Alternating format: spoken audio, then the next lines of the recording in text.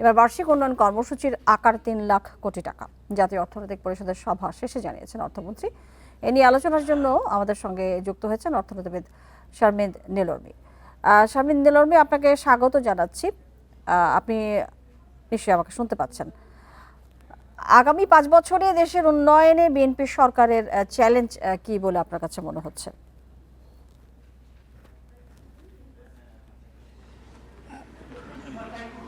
আমার কাছে চ্যালেঞ্জ হচ্ছে আইন শৃঙ্খলা পরিস্থিতির নিয়ন্ত্রণে রাখা। এটা হচ্ছে সর্বোপরি নাগরিক হিসেবে আমি সেটা বলতে পারি। আর সামনে যেহেতু বাজেট আছে, এই ফিসকাল কনস্ট্রেন্টের মধ্যে, এই গ্লোবাল যুদ্ধ পরিস্থিতির মধ্যে একটা কার্যকর বাজেট দেয়া এবং সেটা বাস্তবায়ন করা, মানুষের নাগালের মধ্যে জীবনযাপনের মানকে ধরে রাখা, এটা একটা খুব বড় ধরনের চ্যালেঞ্জ।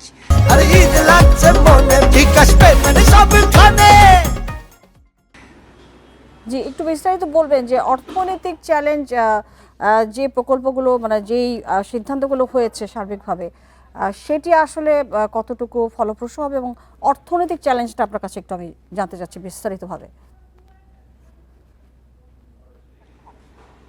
ধন্যবাদ। আমরা এই বছরে রাজস্ব আহরণের যে টার্গেট দেখতে পাচ্ছি, সেটা যদি আমরা গত অনেক বছরগুলো বাংলাদেশে রাজস্ব আহরণের যে বৃদ্ধির হার সেটাকে যৌক্তিক বলে মেনে নেই, তাহলে এখানে প্রায় 1 লাখ থেকে 1.5 লক্ষ কোটি টাকা ঘাটতি থাকতে পারে রাজস্ব আহরণের ক্ষেত্রে। এবং এই ঘাটতি থাকবার কারণে আমার যে ঘাটতি বাজেট, সেই ঘাটতি বাজেট আরও অনেক বেড়ে যাবে।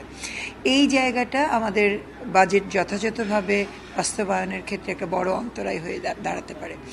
আজকে মাত্রই একনেক বৈঠক শেষ হয়েছে এবং আমরা জানতে পেরেছি যে প্রায় 3 লক্ষ কোটি টাকার একটা একনেকের লক্ষ্যমাত্রা উন্নয়ন ব্যয় ধরা হয়েছে।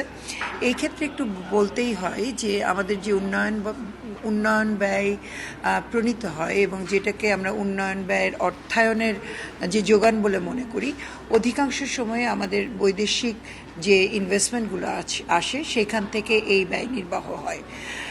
ফলে আমাদের বৈদেশিক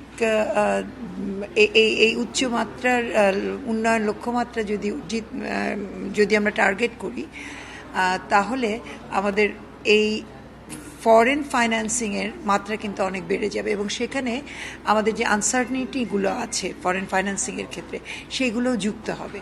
এবং এটা কোনো মতেই এই উন্নয়ন অর্থায়নের যে প্রসেস, এই প্রসেসটাকে আমি বলবো যে খুব স্বস্তিতে থাকতে দেবে না, না সরকারকে থাকতে দেবে, না দেশের মানুষকে থাকতে দেবে। ফলে উন্নয়ন ব্যয় সংক্রান্ত অর্থায়নের ক্ষেত্রে আমরা কখনোই নিশ্চিত হতে পারবো না। এটা একটা বড় ধরনের। আরেকটা বিষয় জানতে চাইবো যে একেবারেই বাজেট আসন্ন আসছে, বাজেটে রাজস্ব আদায় এবং ব্যাংকিং খাতের যে শৃঙ্খলা, সেটা যদি ফেরাতে চায় বিএনপি সরকার, সেক্ষেত্রে আসলে ঠিক কোন জায়গাগুলোকে সবচেয়ে বেশি তাদেরকে চ্যালেঞ্জের মুখোমুখি হতে হবে?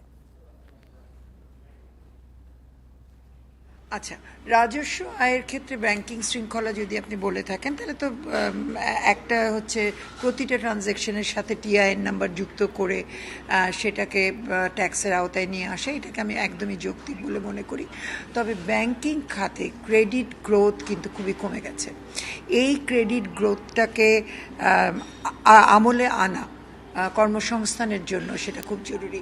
আর ব্যাংকিং খাতে শৃঙ্খলার যদি বলেন, এনবিআর এত কথা বলছে, কিন্তু আন্ডার ইনভয়েসিং বা ওভার ইনভয়েসিং কীভাবে ওনারা রুখবেন, এই জায়গায় কিন্তু আমরা কোনো ধরনের কোনো পরিকল্পনা দেখছি না এত কথার মধ্যে। ফলে অর্থ পাচার কিভাবে ওনারা রোধ করবেন, কিভাবে আর্থিক শৃঙ্খলাটা ফিরিয়ে আনবেন, যেটার সাথে আবার রাজনৈতিক বাস্তবতার একটা বড় যোগাযোগ রয়েছে, এইখানে এনবিআরের পরিকল্পনাটা কি রাজনীতিবিদদের সাথে মিলে, এইটা একেবারেই না থাকবার কারণে আমাদের পুরো আর্থিক ব্যবস্থাপনা খাতের স্বচ্ছতা একটা বড় ধরনের হুমকির মধ্যে পড়েছে। জি শারমিন, আপনাকে অনেক ধন্যবাদ আমাদের সাথে যুক্ত হয়ে এই বিষয়ে আলোচনা করবার জন্য।